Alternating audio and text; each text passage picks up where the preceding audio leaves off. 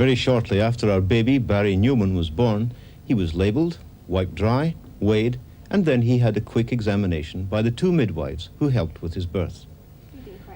We see him now, the day after his birth, about to be more thoroughly examined by a pediatrician, a doctor who specialises in young children. That's it. Need to wake him up, I'm afraid. Oh, wee fella. I'll take off his vest. That's a nice normal cry anyway, isn't it? Now, Mrs. Newman, we're just going to start examining Barry from his feet. And they look perfectly normal. They're neither turning out nor in, and he's got the right number of toes. He grasps my fingers very nicely, and that's his grasp reflex. And I want to extend his little legs, which look perfectly normal and nice and straight, and feel at the top of them where there are very important pulses, and I'm going to put my fingers on them and make sure they're present and equal on both sides. And I can feel them perfectly well. Barry quite likes that, I think. And next we're going to feel Barry's hips. There's a condition called an unstable or clicking hip, which is very important to detect at this age, and I'm going to just flex his hips, and while I like that, I'm going to just get them to go out onto the bed like that, and that's perfectly normal for a little baby to be able to do, and they feel in my fingers to be perfectly normal. That's as it should be. And now we're going to have a look at Barry's little genitals. His penis looks absolutely normal, and we know that he can pass urine all right. And I want to feel in his scrotum for both his testicles to make sure they're present and the right size, and they're both present and there and quite normal. And now I want to have a little look at his tummy. You can see that his cord clamp is now off. His tummy looks normal, and I'm now feeling to see if I can feel the edge of his liver, which I should be able to, and I can. And I feel in the other side, and I can't feel any organ there, and the tummy feels perfectly normal. And you can see his little nipples, and I want to feel just underneath where there's a little breast bud or a little bit of breast tissue, which should be there. And into his armpits. Sometimes if they've had a little infection inside of you, they can have little glands there. There's nothing in his armpits at all. Now his hands, most people have 2 creases across their hands, and some people occasionally have 1, so we always look in a baby's hands to see that his palms have 2 or 1 crease. Both Barry's have 2, and he has the right number of fingers, and when I put my thumb in, he grasps me beautifully, and you can see how he holds on to me as I pull. And if I give him a wee help, you can see how well his head comes up, and that shows that he's feeling perfectly normal and happy. And if he were not feeling very well, or he were a little bit early, his head wouldn't come up so well. Now I also want to feel in his neck. The most important thing is to feel for his thyroid gland, which in a little baby is not able to be felt, and this is an important thing to look for. Now I want to have a look at inside his mouth, if he'll just let me look there. It's very important to make sure that you can see inside a baby's mouth. I think I could see it better if I lift him up. There's a condition called cleft palate, and it's very important to make sure that the baby's palate is intact, and we look and we feel. And we also look in the mouth to see that there are no teeth, which may sound a little funny, but in fact, if they have teeth at this stage, they don't have roots, and they can bend over, which is all right for feeding, but in fact they could become loose and they could come out, so we must make sure that they're not there. And his little mouth is perfectly normal. That's a boy, Barry. He's having a good cry, isn't he?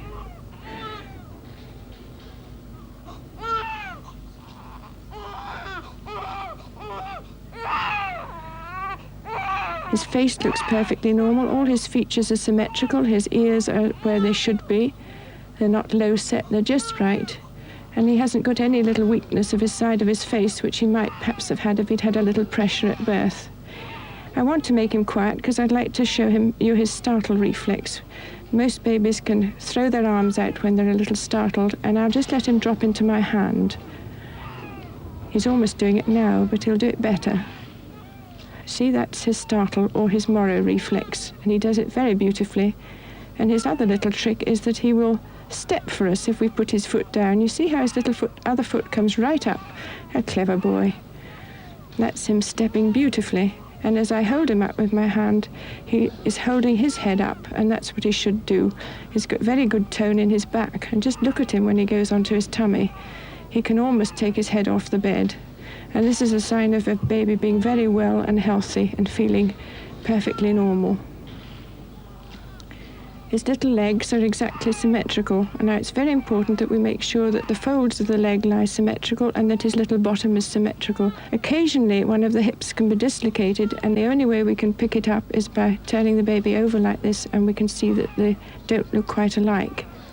His back passage looks absolutely normal, and we know that he's passed his first meconium, or the material that comes first through the back passage. Also look at the bottom of the spine to make sure there's no dimple or sinus. There's just a little depression there, just normal depression at the bottom of the spine, and it's very important to keep this clean. Barry's not very fat, and you can see all his little bones quite easily. He's wriggling around like mad, and you see as I run my fingers up his spine how he's almost tickly, and raising his legs up and raising his head up. And I can feel right up into his neck. Now I'd actually feel in his neck to make sure there's no webbing, and I can feel no webbing at all there. Occasionally in some very unusual conditions you have webbing of the neck. You see how he's almost beginning to crawl off the bed. Now I'm going to listen to his chest, and I'll listen for his breath sounds in both lungs, and I'll also hear him crying, but it doesn't matter, I can still hear his breath sounds, and it just sounds like thunder. Perfectly normal little lungs, and he's breathing beautifully. Now, I want to have a look at Barry's head. This is perhaps the very most important bit of a baby, and we're going to look at it now. Now, Mrs. Newman, I don't know if you remember, but most babies have two soft spots in their head, and Barry will have them just like your other children. He has a little anterior fontanelle, which is there, and a little posterior one, which I can just feel at the back. Have you felt his soft spots at all? They're quite easily felt. One at the front and one at the back, and these allow for the growth. You feel his front one just there. It's quite easily felt, and it's quite firm, and it won't do the baby any harm to handle it. And I can feel the edges of the baby's bones just under my hands, and I can spring them apart and I can push them together. And this is how they should be able to go. It's in order to protect the baby's brain while it's coming through the birth canal, and to allow for the baby's brain to grow later on. And now we're going to measure Barry's head. I'm going to measure it in the widest circumference that there is, and we make sure that it's the right size. And we know this from looking at lots of babies, what size their head should be. And that's Barry's head circumference, and then we're going to measure his length. And to do that, we take him and put him in the measuring box. So come on, Barry, and we'll put you in the box. That's a boy. I'm just going to measure him, Mrs. Newman. We'll measure him in this box. If you could hold his head for me, Mr. could you? That's lovely. And we'll just see what your great length is, sir. You don't think very long, are you? And Barry is 51 centimetres long. He doesn't know, of course, that this examination is for his own good. And despite the fact that the doctor was very gentle with him, he has been receiving an unusual amount of handling. He is also very hungry, as he showed by his keenness to suck the doctor's finger. But now, couched in his mother's arm and sensing her affection, he can be relaxed and comfortable as he feeds.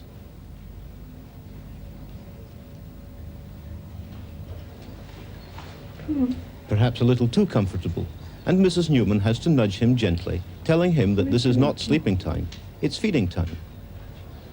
Coming from his mother's body at just the right temperature, the milk contains a balance of food substances that is perfect for his growing body.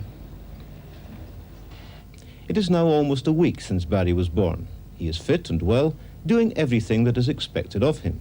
Mrs. Newman, too, is feeling very well, having had time to rest a little after her exertions of last week. The hospital has played its part, and so it's time for her to go home. Mr. Newman leads the way as a friend comes to collect them. While a nurse holds the baby, Mrs. Newman goes to the rear door and settles herself comfortably before receiving Barry, who is all wrapped up to protect him from the cold air. Then, wishing them well, the nurse closes the door and waves them off, feeling, I would hope, satisfied that she and her colleagues have done a first-rate job.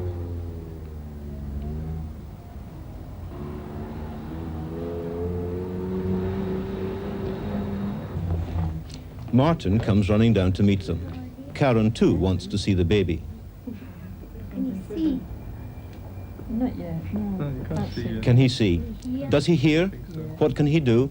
They are full of questions which cannot be answered here and now. But together, as the days go by, they will all learn more about the baby. And of course, the one who has most to learn is Barry himself. He has years of catching up to do. Absolutely everything will be new to him. Sometimes he will like the new things, and sometimes he won't. And sometimes it won't matter whether he likes them or not. He has to be kept clean anyway. The soaping didn't seem to bother him, while the bathwater seems perfectly enjoyable. Mrs. Newman takes great care with Barry's skin. It is soft and delicate. It can be damaged easily, and so she makes sure that, first of all, it is thoroughly dried, giving special attention to any parts where there are folds. From all the items she has arranged round her, Mrs. Newman uses talcs and lotions to keep Barry's skin soft and supple.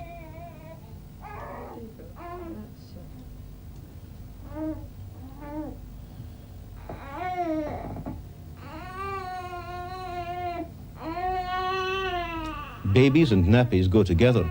The only way to keep a baby dry is to keep replacing soiled nappies with fresh ones, and a mother soon learns to become expert in folding and pinning them securely. Barry, like every other baby, demands a lot of attention and affection. So, of course, do older children like Martin and Karen. And to give all three the care and loving they need, Mr. and Mrs. Newman feel that with 3 children, their family is complete. And so they have decided not to have any more babies. People who do not want to have babies have several things they might do. For instance, women can get from a doctor pills which prevent egg cells escaping from the ovary during the monthly cycle. The pills have to be taken with great care, day by day, for as long as the woman wishes not to be pregnant. On the other hand, men can wear a fine rubber cover or sheath over the penis while they are having intercourse. As sperm cells come out of the penis, they are caught in the sheath and can't swim up through the uterus. Some people, however, don't like these methods, and they try to make sure that they have intercourse only during those days when the egg cells cannot be fertilized. But there is no sure way of knowing which these days are. There are other methods too. Not having intercourse at all is one, but no single method is absolutely perfect for everyone. So couples who do not wish to have a baby ought to find out what is the best method for them. They can get advice from their family doctor or from various family planning clinics.